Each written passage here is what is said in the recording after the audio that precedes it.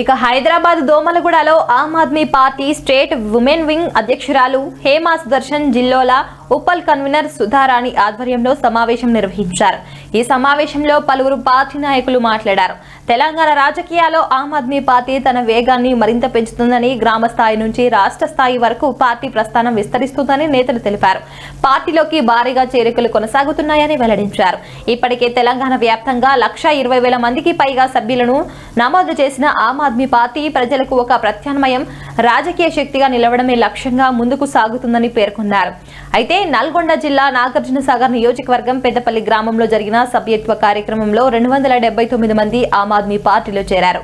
అదే గ్రామంలో కాంగ్రెస్ పార్టీకి చెందిన 3 ముఖ్య నాయకులు కూడా ఏపీలో చేరారు. పార్టీని ఘన విజయంతో గ్రామంలో యాక్సెప్ట్ చేస్తున్నారు అనే ఉద్దేశంతో చెప్తున్నాం. అదే విధంగా ఇప్పుడు చూసుకుంటే బీజేపీ రూలింగ్ లో ఉంది. కనీసం ఒక 5% కూడా ఇప్పటిదాకా 5% కూడా వాళ్ళు పోటీలో వచ్చేసి సాధించలేకపోయారు. గ్రామ పంచాయతీలలో ఉన్న దాంట్లో ఇంత రూలింగ్ లో ఉన్న పార్టీ ఎందుకు సాధించలేకపోయారు? బ్యాలెట్ పేపర్ లో వాళ్ళు ఎందుకు వాళ్ళని నిరూపించుకోలేకపోతున్నారు? ఈవీఎం మిషన్స్ ఉండడం వల్ల వచ్చేసి రూలింగ్ లో వస్తున్నారు. ఈ గ్రామ పంచాయతీలలో ఇప్పుడు రావట్లేదు అంటే మనం ఏం జరుగుతుంది అనేది అందరికి తెలుస్తుంది. ఎందుకంటే ఈవీఎం మిషన్స్ తోనే వాళ్ళు గెలవగలుగుతున్నారు కదా, బ్యాలెట్ పేపర్ లో వాళ్ళు గెలవలేకపోతున్నారు.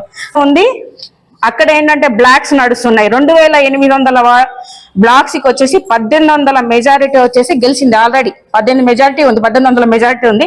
అలాగే వచ్చేసి